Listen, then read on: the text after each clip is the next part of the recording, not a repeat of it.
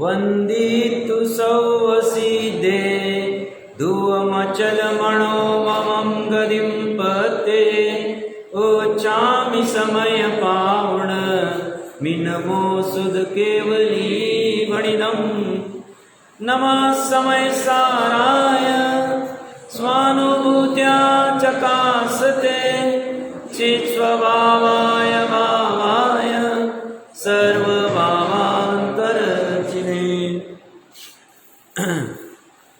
कुछ महीनों पहले मैंने एक घटना कही थी, आज के प्रसंग में फिर से कहता हूँ। लगभग 100 साल पूर्व बंगाल के आसपास बहुत बड़ा अर्थक्वेक आया था, भूकंप आया था। और उस भूकंप के 1-2 दिन बाद सब लोग जितना भी पूरे देश से वहाँ मदद के लिए पहुँच गए थे, जिसकी जैसी शक्ति होगी।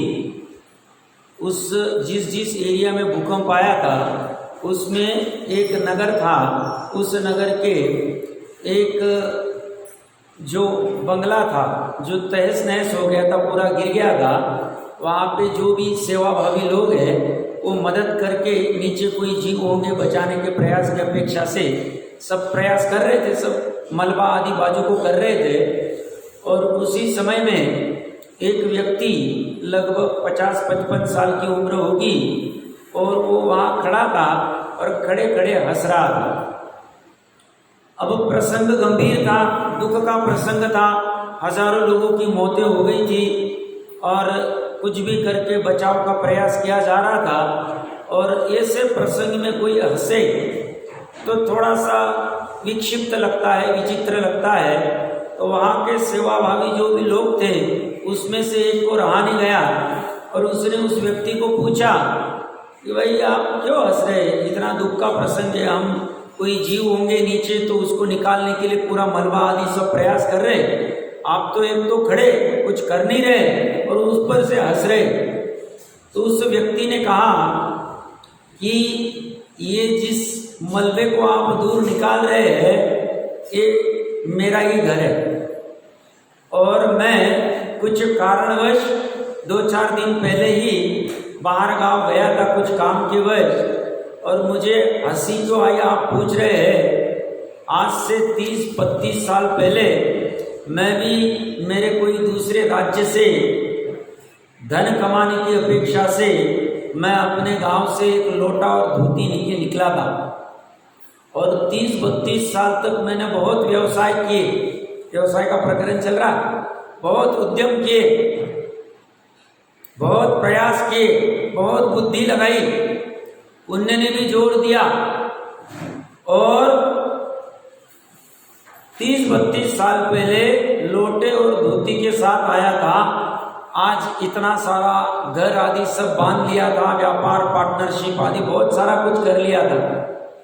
बट जब ये तहस नहस होते देखा, साथ में बीवी पुत्र आदि भी चले गए, क्योंकि ख्याल में आ रहा है स्पष्ट रूप से मलबे में उनके, तो मुझे हंसी इस बात की आ रही थी जो मैं 30-32 साल पहले था लोटे और धोती के साथ में, आज भी ऐसा ही लोटे और धोती के साथ में हूँ। इतना सब व्यवहार और उद्यम मैंने जो बाहर में किया सब वहाँ पे आके खड़ा हो गया है। तो वो तो लौकिक का उदाहरण है, उसे जितनी भी समझ आई होगी। ज्ञानी जीव हमें समझा रहे हैं कि परद्रव्य में मैं कुछ कर सकता हूँ।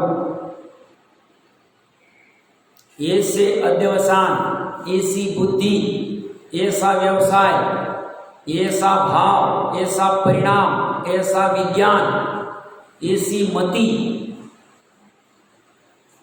सब डुबाने वाली मतलब संसार बढ़ाने वाली, क्योंकि वहाँ स्व और पर का विवेक नहीं। स्व और पर का विवेक होना बहुत महत्वपूर्ण है और जिस जीव को स्व और पर के विवेक के बिना अनंत काल तक वो कुछ भी कार्य करेगा, उद्यम करेगा, व्यवसाय करेगा, वह सब निरर्थक होगा, क्योंकि उसे स्व का ही पता नहीं है, स्व के घर की खबर नहीं है। इसलिए यहाँ पे यही कथन चल रहा है और अभी आगे जो कलश आएगा और उसके बाद जो 272वीं गाथा आएगी, इसमें आचार्य देव कहेंगे, अभी तो आश्चर्य व्यक्त करने वाले कौन? अपने अमृत चंद्र देव 1000 साल के पहले होके गए, जिन्होंने गजब की टीका लिखी है। वो कहेंगे हमें आश्चर्य होता है जिनेंद्र भगवान ऐसा कह रहे, तुम मान नहीं रहे हो, निश्चय में निश्चल क्यों नहीं होते हो और क्यों व्यवहार को ही पकड़ के रख रहे हो, क्यों परद्रव्य के साथ उपयोग को जोड़ रहे हो? जानने में बाधा नहीं है, जोड़ने में बाधा है। जानना और जोड़ने में बहुत फर्क है, उसकी चर्चा भी चलेगी। 271वीं गाथा हमने जैसे आचार्य देव की टीका भी पढ़ ली थी, बट एक समभिरूढ़ नय की चर्चा वहाँ आई। मुझे ऐसा लगता है 2-5 मिनट उसकी चर्चा कर लेनी चाहिए और फिर आगे बढ़ना चाहिए। जिनागम को अच्छे से जानना है, अच्छे से समझना, महत्वपूर्ण बात कह रहा हूँ। तो नय का थोड़ा ज्ञान होना चाहिए, क्योंकि नय के ज्ञान के बिना, क्योंकि पूरी जिनवानी नयों में गूंथी गई है। नय क्या होता है? कोई पर्टिकुलर अंश को मुख्य करके बाकी अंशों का विरोध नहीं करते हैं, उसे गौण कर देते हैं। जिस अंश को मुख्य करके कथन किया जा रहा है, वो कौन से अंश को, कौन सी अपेक्षा को मुख्य किया है, ये पढ़ते वक्त समझ में आना बहुत जरूरी है। ये नहीं समझ में आए तो अर्थ का अनर्थ कर देता है ये, और कुछ का कुछ पकड़ के एकांत कर लेता है, वस्तु मात्र को उतना ही मान बैठता है और इसी को एकांती कहते हैं। 363 मत तो एकांती है ही, क्योंकि उनमें नई नहीं, उनको नए कुछ पता ही नहीं, वो नए लगाना जानते ही नहीं। अपनी जिनवानी जो है यह 7 पद में गूंथी गई, अपेक्षा के साथ गूंथी गई। और 7 पद में सब गूंथने की क्या आवश्यकता है? वस्तु में 7 पद नहीं, वस्तु तो वस्तु है, वस्तु में नए नहीं, कथन में नए आते हैं, समझने में नए आते हैं। वस्तु कहती है मेरे में कोई नहीं, मैं जैसी हूं वैसी हूं, अनंत गुण वाली हूं, सहज में हूं। अनंती पर्याय उत्पन्न हो रही है, सहज में हो रही है, अनंती पर्याय लीन हो रही है। इसका जो वर्णगुण उत्पन्न, वर्णगुण की जो काली पीली पर्याय हो रही, ये इसको नए की कोई आवश्यकता है। वो बोलते मेरे अपने से सहज हो रहे, काली पर्याय की भी योग्यता है, काली पर्याय उत्पन्न हो वर्णगुण, रसगुण की जो हो रही होगी, गंधगुण की जो हो रही है, ऐसी जीव में भी अपनी योग्यता से अपनी अपनी पर्याय क्षोद्रव्य में होती रहती। बट ऐसे अनेकांतमयी वस्तु को जब जानना है, तो जानने में केवल ज्ञान होगा तो पूरी की पूरी वस्तु पकड़ में आ जाएगी, अनादि से लेके अनंत काल की। बट केवल ज्ञान तो एक विशिष्ट अवस्था अचीव करने के बाद होती है, 13वां गुण स्थान में होती है। उसके पहले शपथ श्रेणी चढ़नी पड़ती है, मुनिपना अंगीकार करना पड़ता है, भावलिंगत्व लेना पड़ता है, आदि आदि क्राइटेरिया है। अब उसके अलावा वाले जो निचली भूमिका के जीव है 12वें गुण स्थान तक, वो जीव तो है छद्मस्त, जन्म मतलब आवरण के साथ में है। अब ऐसे आवरण वाले जीवों को जब वस्तु को जानना है, वस्तु को समझना है, तो वस्तु को जानने समझने के लिए उन्हें नए पूर्वक ही जाना जाता है, क्योंकि पूरी की पूरी प्रमाण की वस्तु पकड़ में नहीं आती उनकी। ऐसा क्यों है? उनकी पर्यायगत ऐसी योग्यता, उनके जो मति श्रुति ज्ञान की पर्याय है, उसकी सामर्थ्य इतनी कि वो पूरे अनंत गुणों को, अनंत पर्यायों को, अनंत गुणों के धारी पूरे स्वभाव को एक समय में पकड़ पाए, इसी सामर्थ्य भी नहीं है। तो उनको जब उस वस्तु का ज्ञान करना है, तो वो ज्ञान करते वक्त अंश अंश से किया जाता है, और ये अंश पूर्वक ज्ञान जो किया जाता है, इसी को नए कहते हैं। अब नए कौन से होते, क्या होते, ये तो अभी अपना टॉपिक नहीं चलेगा। मैंने तो बेसिक इन्फो दी ताकि किसी को जिज्ञासा होवे तो वो अलग से नए की पढ़ाई कर लेवे, किसी ने की होगी तो रिवीजन कर लेवे, क्योंकि इससे वस्तु स्वरूप। और ये नहीं जानता है तो सच्चे जिनवानी को पढ़ के भी वो एकांती बन जाता है, या तो निश्चयावासी बन जाता है, या तो व्यवहारावासी बन जाता है, या तो उभयावासी बन जाता है। क्यों? उपदेश को बराबर ग्रहण नहीं किया। इसकी वजह से ऐसी भूल हो सकती है जिसे ये भूल नहीं करनी, क्योंकि देखो खोज तो बहुत बड़ी चल रही है, सुखी होने का जो साधन है उसकी खोज चल रही, क्योंकि हमारा प्रयोजन सुखी होना है, और सुखी होने का साधन अनेकात्मक है, और अनेकात्मक वस्तु पकड़ने के लिए हमारे पास साधन मात्र मति श्रुत ज्ञान है, उससे काम कर जाना है। उससे काम करने के लिए वो कहते हैं अंश से पकड़ते आना। हर समय यहाँ लिखा नहीं रहेगा हम इस समय की अपेक्षा से ऐसा कथन कर रहे हैं, लिखा नहीं जाए। वो कहते बस लिख देंगे। अब वो पढ़ने वाला, कहने वाला, लिखने वाले में भी नए होते हैं, तभी वो नए की अपेक्षा से उसको उर्दू करके लिखता है, और वो ये जानता है, और इसलिए पढ़ने वाला भी वो जानता है कि ये बेसिक करके आया, ये जानना बहुत जरूरी है। एनीवे, नए हमने सुने होंगे, एक तो अध्यात्म के नए, आगम के नए। अध्यात्म के नए होते हैं निश्चय नए, व्यवहार नए, जिसकी चर्चा या तो पहले अधिकार से चलती आ रही। 11वीं 12वीं गाथा में निश्चय, व्यवहार, अभूतार्थ आदि आदि बहुत सारी चर्चा हमने की है, फिर से रेफरेंस में देखेंगे उसको। तो अध्यात्म में निश्चय मतलब अभी चर्चा भी आएगी इस कलश में, जहां पे आत्मा को ऊर्ध्व किया गया, त्रिकाली आत्मा, ज्ञायक आत्मा, वो निश्चय की विषय वस्तु है। और व्यवहार मतलब किसी को किसी में मिला के जो कथन करते हैं, निश्चय व्यवहार में हमने सुने भी होंगे। फिर द्रव्यार्थिक पर्यार्थिक नय, ये पर्यार्थिक द्रव्यार्थिक नय जो है ये आगम के नय। आगम मतलब तत्वार्थ सूत्र जी का 5वां अधिकार आगम है। आगम मतलब जहाँ 6 द्रव्यों की व्यवस्था वर्णन किया जाता है, द्रव्य गुण पर्याय क्या है, कैसे उनका कार्य होता है, आदि आदि, उसको समझने के लिए द्रव्यार्थिक पर्यार्थिक नय थोड़ा समझना जरूरी है।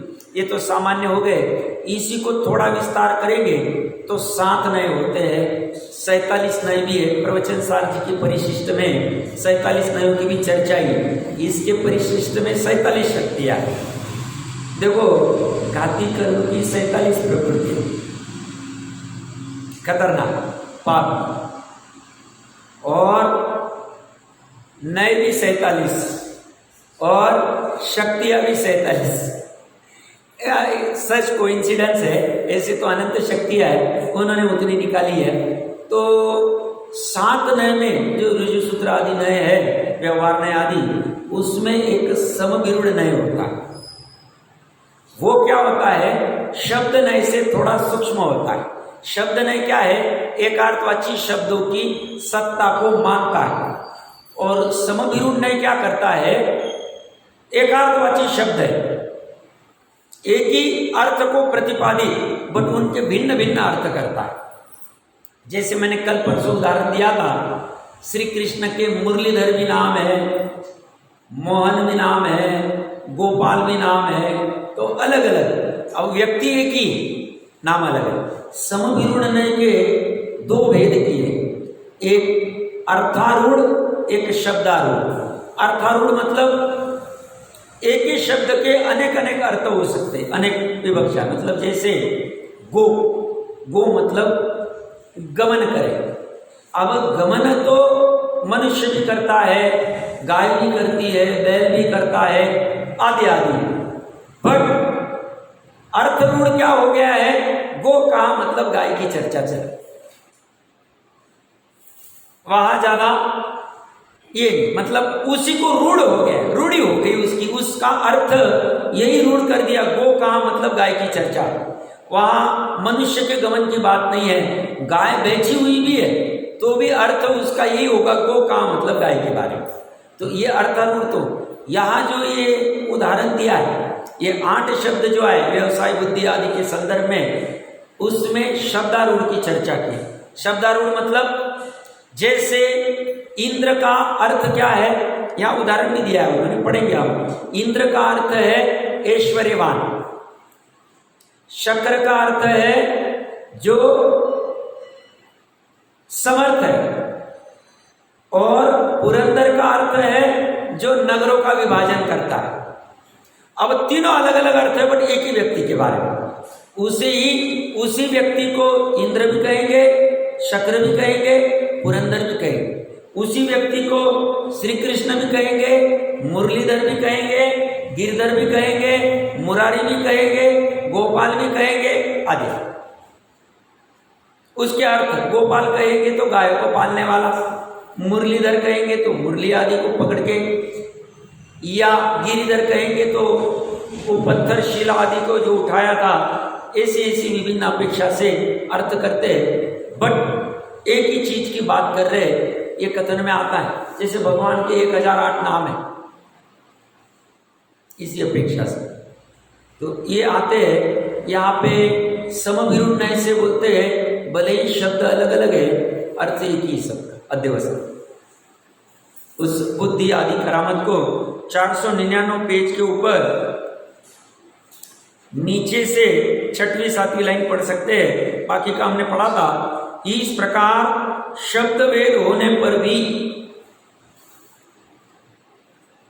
अर्थ वेद नहीं, सबका अर्थ एक ही, किंतु समभिरूढ़ की अपेक्षा से सभी शब्दों का अर्थ अध्यवसानी है। प्रकरण ये चल रहा है, उसका अर्थ ऐसा ही। कैसे अध्यवसान है? जैसे इंद्र, शक्र, पुरंदर एक अर्थवाची है, ये शब्द अलग है, अर्थ एक है, बस इतनी सी बात है। सामान्य कथन है, कोई ये नहीं है। इस प्रकार व्रतों से पुण्य, अव्रतों से पाप होता है, ऐसा जो पूर्व में ही 2 गाथाओं द्वारा कहा गया था, उन 2 गाथाओं के ही विशेष विवरण के लिए बाह्य वस्तु रागादि अध्यवसान का निमित्त कारण है तथा रागादि अध्यवसान बंध का कारण है। तो निमित्त कारण बाह्य वस्तु है, किसका? रागादि अध्यवसान, कर्म बंधन का नहीं, जिसकी गाथा हम विस्तार से देख के आए। तो कर्म बंधन का कारण कौन है? एकमात्र रागादि। इस प्रकार के कथन की मुख्यता से 13 गाथा पूर्ण हुई। इस प्रकार समुदाय रूप से 15 गाथा चूड़ा द्वारा 4 स्थल पूर्ण हुए। ये 4 स्थलों की चर्चा हो गई है। लौकिक में हम भले ही कहे इसको बुद्धि बहुत है, इसके व्यवसाय बहुत है, उद्यम बहुत है, मति बहुत है, ये सारांश में ये कहना चाह रहे, उसे अगर स्वपर का विवेक नहीं है तो उसके ये सभी बुद्धियां, सभी व्यवसाय, सभी मति, सभी भाव, सभी परिणाम, चित्त आदि जितनी हम चर्चा करके आए, सभी मिथ्या थे। सारांश क्या लेंगे? कुछ भी करके स्वपर का विवेक प्रकट कर दे। प्रकट हो गया है तो बनाए रखना है। पूरी दुनिया यहां से वहां चली जाए, स्वपर का विवेक नहीं जाना चाहिए। और स्वपर का विवेक कैसा होना चाहिए? जैसा स्व है वैसा स्व, जैसा पर है वैसा पर जानने और मानने में आना चाहिए। अपने मन जैसा नहीं। हमारा अविवेक कैसे? शरीर और जीव एक नहीं, और हम एक माने जाने तो वो स्वपर का विवेक नहीं होगा, वो अविवेक होगा। क्यों? उसमें आपने किसी को मिला दिया, पर वस्तु को मिला दिया, स्व वस्तु रूप में गड़बड़ हो गई। इतना सूक्ष्म में करना पड़ेगा। इसीलिए अमृत चंद्र का वो शब्द मुझे बहुत अच्छा लगता है, सूक्ष्म तीक्ष्ण तत्व दृष्टि से। वहां एक कण में नहीं होना चाहिए, वहां अपनी स्वयं की मलिन और निर्मल पर्याय भी घुसेगी नहीं जानी चाहिए, जाएगी नहीं, क्योंकि मलिन और निर्मल दोनों पर्याय उत्पाद वही युक्त है, क्षणिक है, नाशवान, वो आएगी नहीं उसमें। उसमें एकमात्र अनंत गुणों का समूह रूप, जिसे ध्रुव या अनेक नामों से कहा गया है, निर्दोष, निष्कर्म आदि आदि, स्वच्छ, स्वच्छंद आदि आदि नामों से क्या है, उतना ही दृष्टि का विषय, उतना ही स्व माना जाए। समुद्र के ऊपर की लहर को कोई अज्ञानी भी स्व नहीं मानता है, समुद्र नहीं मानता है। समुद्र तो किसको मानता है? जो स्थिर है लहर के नीचे। ऐसे ही उत्पाद वाली पर्याय को भी मोक्ष मार्गस्थ जीव स्व मानता नहीं है। हो रही स्व में, बट वो मैं नहीं, उतना मात्र मैं नहीं। सब ऐसा क्यों? अपनी रेखे भी प्रमाण का जब चिंतन चलेगा विकल्प दिशा में, तब तो स्वरूप कहा जाएगा, जाना जाएगा प्रमाण की अपेक्षा से। बट जो प्रयोजन फोकस होगा, सुखी होने का प्रयोजन, तो पर्याय से सुखी नहीं हुआ जाता, पर से तो हुआ जाता ही नहीं, पर्याय से भी हुआ नहीं जाता। इसीलिए जिससे सुखी नहीं हुआ जाता है वो मैं नहीं, बस खत्म, ज्यादा दिमाग नहीं लगा।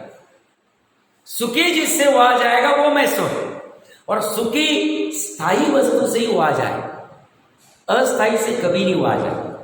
तो अपनी पर्याय भी अस्थाई है, और अपनी पर्याय जो पर का सहयोग करना चाहती है, लक्ष्य करना चाहती है, उसे अपनाना चाहती है, वह सहयोग भी, वह लक्ष्य भी क्षणिक। जो पूर्व भाव में हम जिसे अपनाना चाहते थे वो अब कहाँ है? ये चिंतन में आना चाहिए। क्षणिक छूट गए, पर वस्तुएं जितनी थी छूट गई, ये भाव की भी पर वस्तुएं जितनी छूट जाए। सब कार्बन शरीर और तेजस शरीर तो छूटता नहीं, कभी ना कभी छूटे, परमानेंट नहीं। और वो का वो नहीं, अनादिकाल से जो कार्बन शरीर था वो का वो आज नहीं। उसमें बहुत सारे नए कार्बन वर्गना आए, चले गए, तेजस वर्गना बहुत सारी आई, चली गई। परमानेंट एक ही वस्तु रही, पर्याय भी आई, चली गई, पर के संयोग भी हुए, वियोग भी हुए, शरीर आदि के, धन आदि के, ऐश्वर्य आदि के, सब ले लो, पकड़ ले। इसकी दृष्टि में धारा कैसी चलती है? एक ही द्रव्य, स्थायी की खोज चलती। जैनी मतलब क्या? जो स्थायी की खोज करता है, और एक जीव के लिए एक ही स्थायी, एक ही परमानेंट। उस जीव को छोड़ के बाकी के दूसरे जीव या बाकी के 5 जड़ द्रव्य, पुद्गल आदि या पुद्गल के जो कोई स्कंद है, ये उसके लिए स्थायी क्यों नहीं है? क्योंकि वो दो के बीच में संयोग वियोग का संबंध है। जहां संयोग है वहां स्थायी बना नहीं, अनादि अनंत बना नहीं।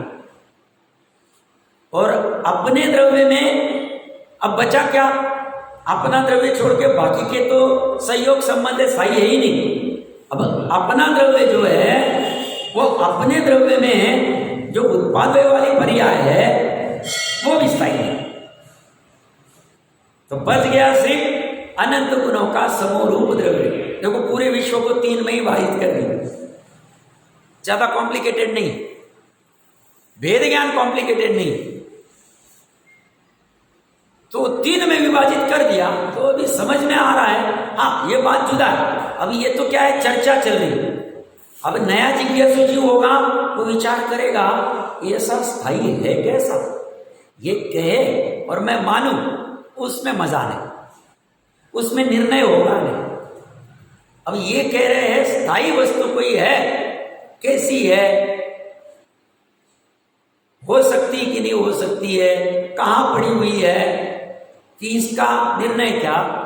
ये खोजबीन ही तत्व विचार पुरुषार्थ, और ये काम करेगा ज्ञान, ज्ञान करेगा, भली बाती करेगा अच्छे से। इसकी ताकत और किसी की ताकत नहीं, सामर्थ्य इसी में। रसगंध वर्ण की भी सामर्थ्य नहीं, अवगानत्व आदि गति हेतुत्व की भी सामर्थ्य नहीं, और श्रद्धा चारित्र अस्तित्व वस्तुत्व की भी सामर्थ्य नहीं, ज्ञान की सामर्थ्य है। ऐसे ज्ञान को यहां लगाना चाहिए, बाहर नहीं लगाना। बाहर कितना आवश्यक है उतना कर लिया, फिर इसको यहां लगा। इसको बहुत टाइम पास वाला काम नहीं समझना। बहुत से जीव करते हैं टाइम पास काम, ये निठल्ले बने का काम है, निठल्ले बने का काम नहीं। ये तो अंतरंग पूरा विश्व खोलने का काम है। बाहर वाला पाप बंद का और संसार का काम वाला है। अब मजबूरी में कोई करना पड़ता है अन्न वस्त्र निवारण आदि के लिए आजीविका, वो बात जुदा, और उससे ज्यादा बाहर जाना नहीं, क्यों? उपयोग खर्च हो जाए। ये बात को 173वीं कलश में कहेंगे, तुम व्यवहार को छोड़ते क्यों नहीं? जब जिनेंद्र भगवान कह रहे तो तुम्हें ऐसा क्यों करते हो? नहीं साहब, व्यवहार में बैठे तो करना ही पड़ेगा। बहुत सी जीव नहीं, आपको क्या लगता है हमें अपने बच्चों की शादियां करानी? अच्छा, ऐसा व्यवहार करके शादी हो जाएगी, वापस अत्यवसाय। ये क्या कह रहे हैं? शादी आदि सुख दुख ये सब उस जीव के कर्म के अधीन है। ये मानता ही नहीं, ये निर्णय नहीं करता। ये कहता है मैं ऐसा सब व्यवहार करूंगा तो मेरे बच्चों की शादी होगी, मेरे घर कोई आएंगे, मैं किसी के घर जाऊंगा। अरे ये करने के लिए भैया तो अनंत काल तूने बिता दिया, अब वापस तो ये भी ये भाव भी बिता देगा तो दुर्लभ भाव वापस कब मिलेगा? तो साहब छोड़ दे क्या? अभी जल्दबाजी में, अभी पहले निर्णय करो ऐसा है या नहीं। या प्रकरण श्रद्धा ठीक करने का चलेगा, या करना कि नहीं करना वो जिसने उसने अपने राग के अनुसार दे दिया। अनंतानुबंधी का राग छूटना चाहिए, कर्तृत्व एकत्व वाला राग छूटना चाहिए, मिथ्या अध्यवसान वाला राग छूटना चाहिए, अहंकार का रस वाला राग छूटना चाहिए। वो छूट गया पाली, फिर कुछ भी करो, कुछ भी करो का अर्थ अन्याय नीति नहीं आएगा, वापस फिर समझ लेना। नहीं तो अर्थ का अनर्थ करने में हम बहुत माहिर हैं, और उसके भाव ही नहीं होगा, वो ऐसा करने जाएगा तो पतित हो जाएगा। देखिए इसके बाद में उसी पेज नंबर पर अध्यवसान त्यागने योग्य कहे, इससे ऐसा ज्ञात होता है, ऐसा जानने में आता है कि व्यवहार का त्याग और निश्चय का ग्रहण कराया है। व्यवहार का त्याग पूर्णता से कराया है कि थोड़ा ही कराया है? तो पूरा का पूरा व्यवहार का त्याग करा दिया। और निश्चय का ग्रहण थोड़ा सा ही कराया कि पूरा का पूरा ग्रहण कराया? बोलता है पूरा का पूरा ग्रहण हो गया, वो पर्यायी निश्चय हो गई। निश्चय हो गई मतलब निश्चय की विषय वस्तु हो गई, अनुभूति में प्रतीति में, तो निश्चय का ग्रहण कराया। इस अर्थ का मतलब ये पढ़ के हमें क्या फायदा होगा? वो अच्छे जीव कहते हैं जैन धर्म से छोड़ो छोड़ो छोड़ो वाला ग्रहण धर्म, आलू प्याज छोड़ो, रात्रि भोजन छोड़ो, ऐसा छोड़ो वैसा छोड़ो, अनशना पानी छोड़ो, ये करो वो करो, बहुत क्रियाकांडी धर्म। ऐसा नहीं, कुलजीत साहब ने भी इस पे विस्तार से लिखा। कुछ त्याग करा रहे तो कुछ ग्रहण भी करा। त्याग क्या कराया? व्यवहार। छुड़ाया क्या? व्यवहार। और ग्रहण क्या कराया? ग्रहण निश्चय का क्यों कराया? क्योंकि वह उपादेय। सब आप कैसे डिसाइड कर सकते उपादेय?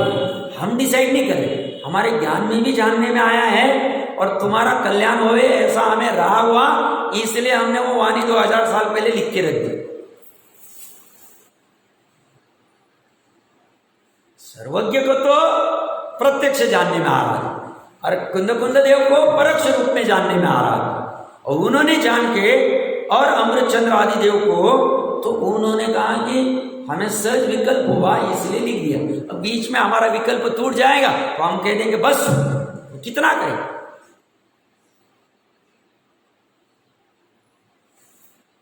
तो तुम्हारा भी काम इस निश्चय से ही होगा।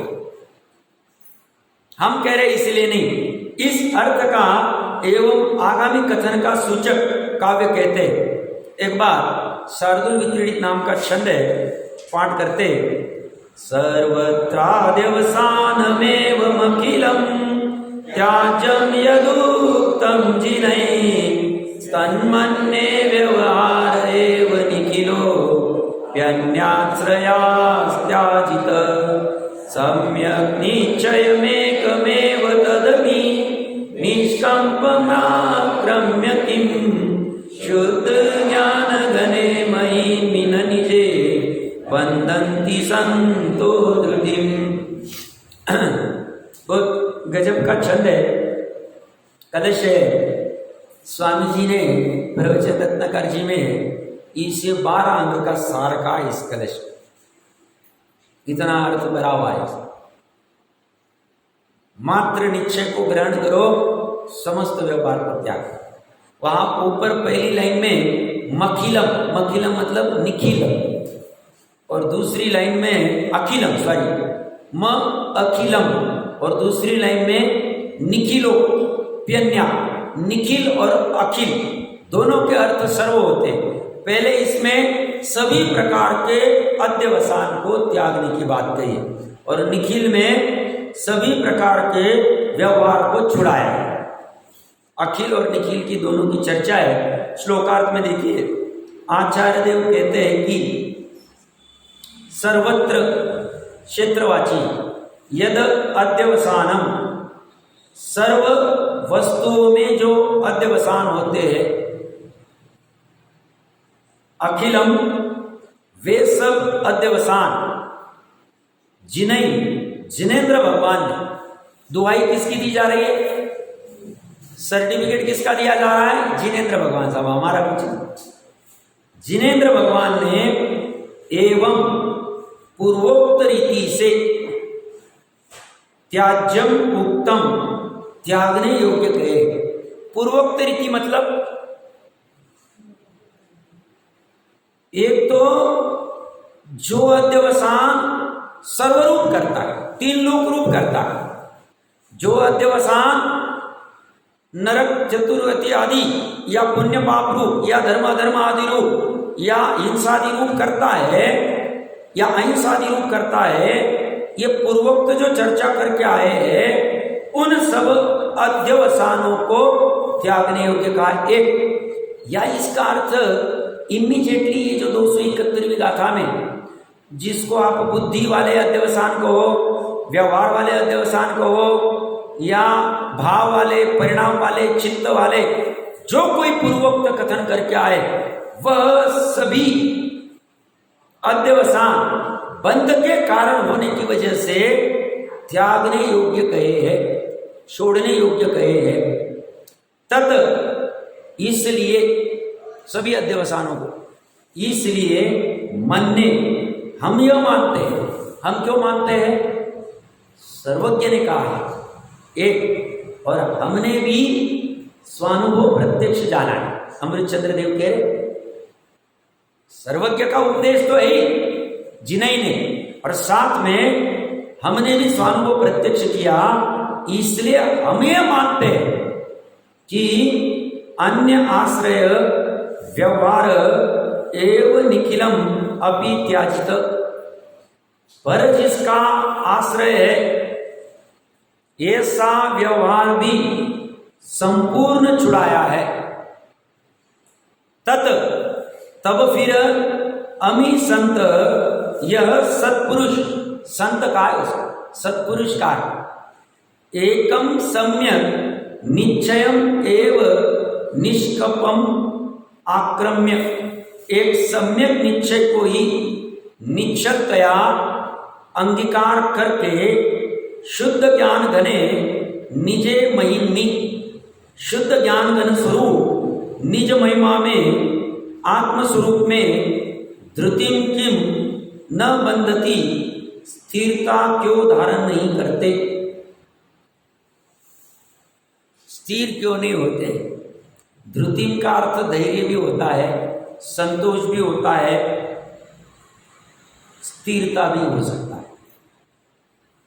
धैर्य क्यों नहीं धारण कर रहे। जो महत्वपूर्ण एक बात यहाँ कही है, हम यह मानते हैं कि पर जिसका आश्रय ऐसा व्यवहार ही संपूर्ण छुड़ाया, ऐसा व्यवहार ही संपूर्ण छुड़ाया है। इसमें व्यवहार को छुड़ाना कहां से कहने की बात कर रहे, उनका संकेत किधर है।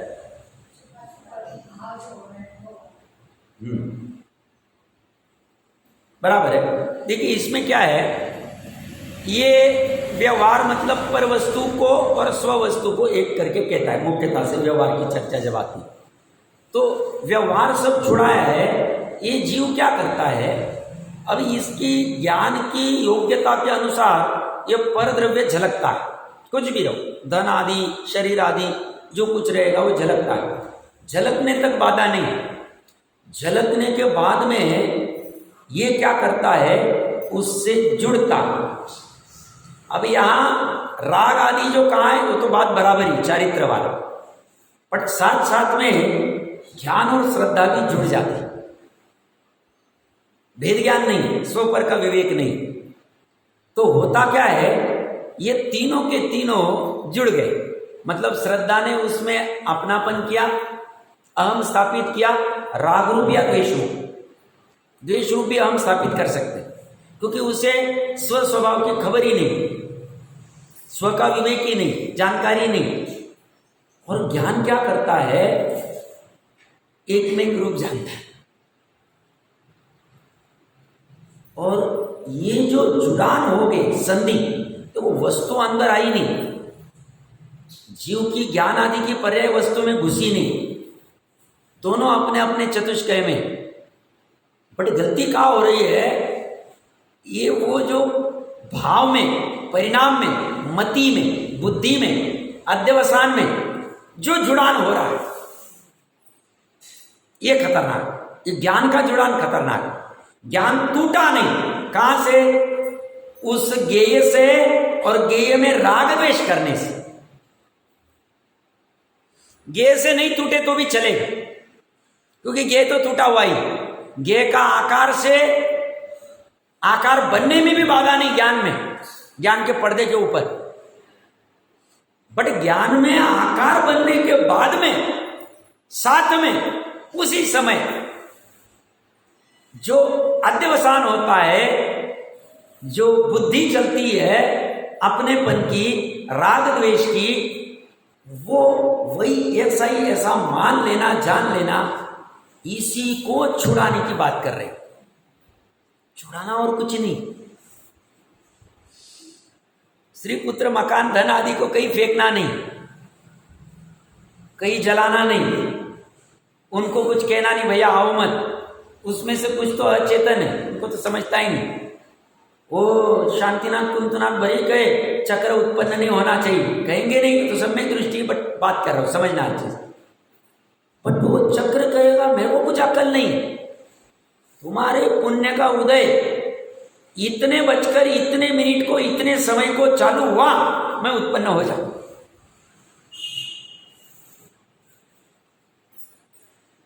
उसमें एक समय का फेरफार नहीं हो,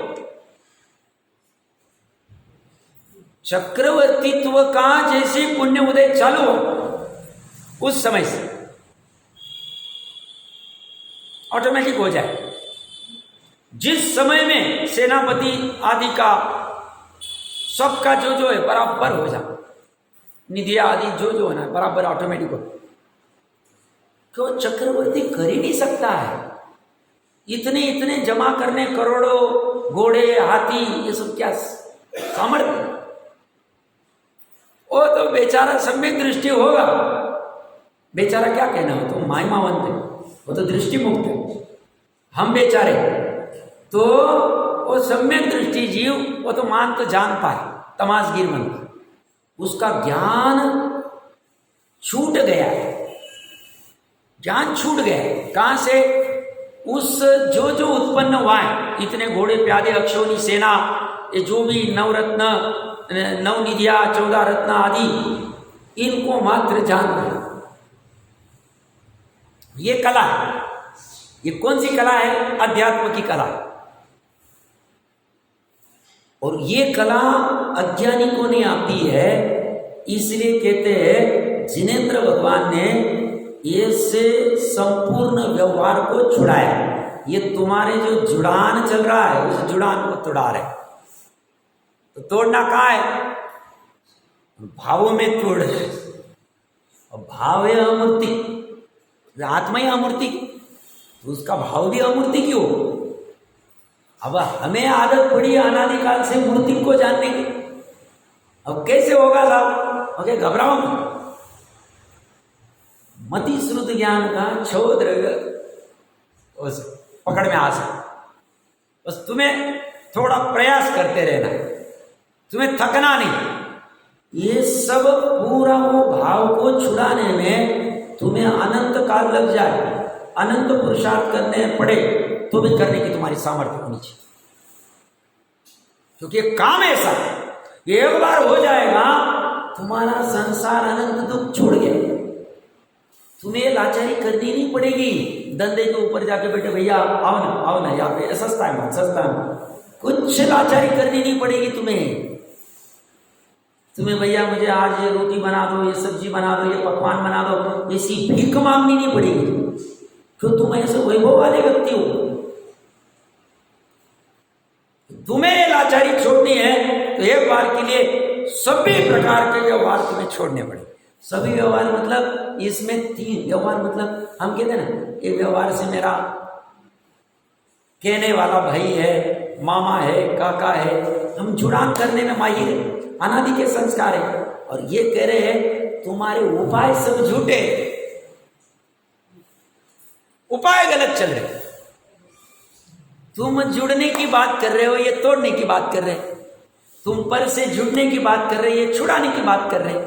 अब दोनों चलेंगे नहीं। इसलिए डॉक्टर जी साहब क्या कहते हैं, हम रोग का निदान भी करेंगे और उपाय भी बताएंगे, तुम कर, उस पर विश्वास कर, निर्णय कर। अब ये नहीं करेगा तो नहीं होगा, और ये प्रतिथि विश्वास करेगा, हाँ ये बात बराबर कह रही, मेरे को ऐसा ही रोग हुआ है, हाँ इसी को मिथ्यात्व रोग कहते, इसी को अध्यवसान का रोग कहते, कर्म बंधन इसी से हो रहे। अब ये दिख नहीं रहा है, वैद्य कह रहा है हमें दिख रहा है, हम तुम्हें बता रहे, अब तुम जानो। वैद्य कौन है? यहाँ सर्वज्ञ और उनकी परंपरा से आने वाले सब आचार्य उपाध्याय आदि सभी ये वैद्य कह रहे, हमने ये जाना और तुम भी ये जानो, और कुछ भी करके ये सब व्यवहार को छुड़ाओ। हम व्यवहार नहीं होगा तो बौखला जाते हैं, हम ये गुजर गया नहीं गए तो लोग क्या कहेंगे, ये जन्म हुआ इसको फोन नहीं करेंगे तो क्या कहेंगे, इसका बर्थडे विश नहीं किया, इतने सालों तक कर रहा था अब नहीं करूंगा तो क्या होगा। व्यवहार की बात चल रही। यहाँ तो गंभीर वाला व्यवहार है, मैं तो मोटा मोटा व्यवहार। अब पहले मोटा वाला ही व्यवहार नहीं छूटेगा तो ये वाला जो व्यवहार है वो कैसे छूटेगा, इसकी भी चर्चा करेंगे कौन सा व्यवहार कहना चाह रहे। पहले ये मोटे तो साहब ये सब छोड़ दे, अभी इससे फायदा क्या होता है निर्णय करो। पहले तुम्हारा उपयोग कितना खर्च होता है निर्णय करो। इसमें तुम अपने आत्मा का तिरस्कार कितना होता है उसका निर्णय करो। मनुष्य भोग की दुर्लभता का निर्णय करो। आयु की अल्प आयु आदि का समझ करो। वापस कब मिलेगी कितना कठिन है उसका निर्णय करो, और फिर डिसाइड करो। तुम जो करते आ रहे हो उसी को कंटिन्यू करना तो करो भाई, हम क्या कर सकते। और तुम्हें लगता है कि एक बार ये करने योग्य है तो ये बाकी के गोरख धंधे बंद करने चाहिए। 50-60 उम्र जिसकी होगी उसने तो बंद ही करना चाहिए। 40-50 वाले तो अभी नहीं कह रहे कि भाई नहीं साहब अभी थोड़ा बहुत है, उन्होंने भी शक्ति है तो कर देना चाहिए, जिसकी जैसी सामर्थ्य पे काम होगा ही।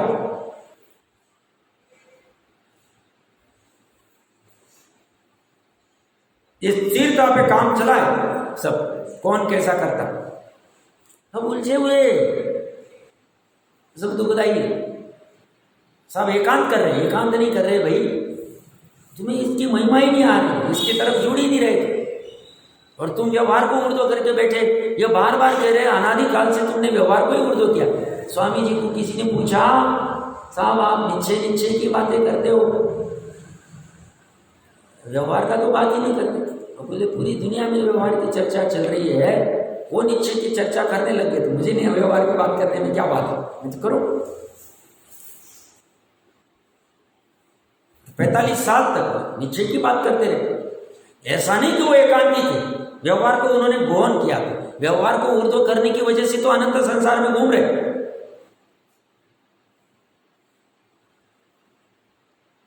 व्यवहार को उर्दू करने की वजह से तो अनंत संसार में घूम। शुरू में जब ये धर्म मार्ग में लगे तो पहले से नेचर थोड़ा सॉफ्ट था और सबको वो अच्छा लगता था लौकिक।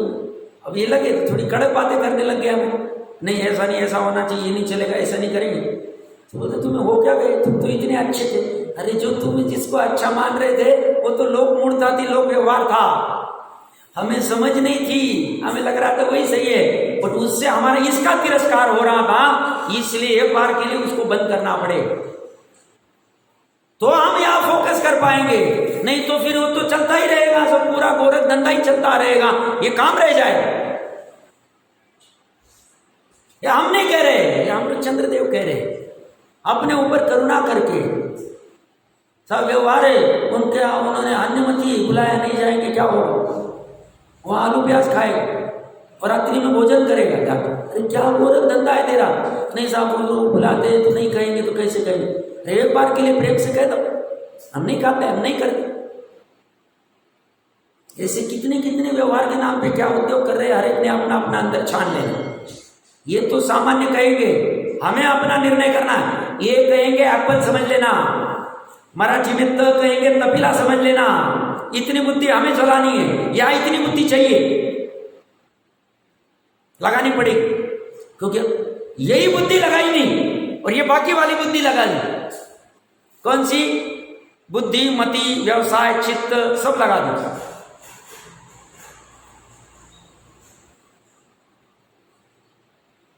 वह ऐसा नहीं कह रहे थोड़ा थोड़ा व्यवहार छोड़ो, थोड़ा तो पूरा छोड़ दो, लगाओ जोर लगाओ एक बार के लिए। ऑप्शन नहीं दिया और नीचे को थोड़ा थोड़ा ग्रहण करो, नहीं साहब हमारी ताकत नहीं, तो व्यवहार में ताकत कितनी लगती है तुम्हें, वहां तो कहते सब बाजू को हटो मैं करके दिखाता हूं, व्यवहार में क्या कहते हो, कैसे होता नहीं, कैसे वो बोल रहा है नहीं नहीं नहीं नहीं ये होगा नहीं, पॉसिबल नहीं, अरे मैं करके दिखाता हूं, वहां तो वहां होने वाला नहीं है, वो तो वस्तु का वैसे परिणमन है और इसने ये निमित्त रूप में था और हो गया तो देखो मैंने कहा था। और जब वस्तु का वैसे परिणमन नहीं होता है, मालूम नहीं हर टाइम तो होता है, इस टाइम अरे भैया पहले भी हो नहीं रहा था, उसकी वस्तु का वो परिणमन हो रहा था और तू भ्रम करके बैठा था। अब तेरे भ्रम को निवारण कर दो तो तेरा ही काम, क्योंकि भ्रम तूने खड़ा किया है, निवारण भी तू ही करेगा, दूसरा कर नहीं सकता है। भ्रम का उत्पन्न हुआ जीव में, अब भ्रम जाएगा कहां से, जीव में से जाएगा। अब बाहर वाली वस्तु भ्रम दूर करने के लिए आत्मा में घुसेगी कहां से, निमित्त नैमित्तिक भले कह दो, निश्चय से ऐसा नहीं। तो ये क्या कह रहे हैं, हम यह मानते हैं पर जिसका आश्रय ऐसा व्यवहार ही संपूर्ण, थोड़ा सा तो रुको, सब थोड़ा सा तो रुको, श्रद्धा से संपूर्ण छुड़ाया जाए। चारित्र में थोड़ा व्यवहार रहे, क्यों 28 मलून क्या व्यवहार चारित्र है,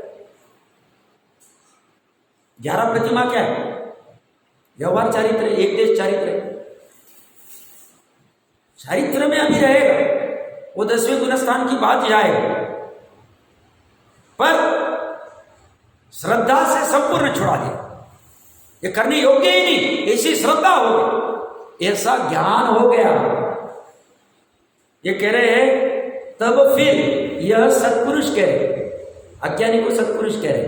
वैसे तो पांडे राजवन जी ने सत्पुरुष का अर्थ सभी सम्यक दृष्टि लिया, बट ये सत्पुरुष क्यों कह रहा हूं मैं अज्ञानी, क्योंकि ये मान नहीं रहा है, ये छोड़ नहीं रहा है, नीचे को ग्रहण नहीं कर रहा है ऐसा, और ये आश्चर्य हो रहा है आचार्य देव को। तो ये कह रहे हैं यह सत्पुरुष एक सम्यक निश्चय को ही निश्चलतया अंगीकार करके शुद्ध ज्ञान घन स्वरूप निज महिमा में आत्मस्वरूप में स्थिरता क्यों धारण नहीं करता। अच्छा पुरुष है, भवी पुरुष है, निकट भवी है, मंद कषाई है, फिर क्यों नहीं करता, इस अपेक्षा से मैंने लिया। बाकी अर्थ तो सभी सम्यक दृष्टि, संत का अर्थ वैसा भी एक कहा है, कोई बाधा नहीं, दोनों अपने को अपेक्षा लगाते आनी चाहिए। अब निश्चल का अर्थ क्या है या क्या अर्थ लेना, ये थोड़ा विचार करके आना आज के लिए होमवर्क है। कल इसे निश्चलतया अंगीकार करना मतलब कैसा अंगीकार करना, किसका करना, वो तो सबको पता ही है, बट निश्चलतया मतलब क्या कहना चाह रहे, इसकी थोड़ी चर्चा कल करेंगे इस तरह।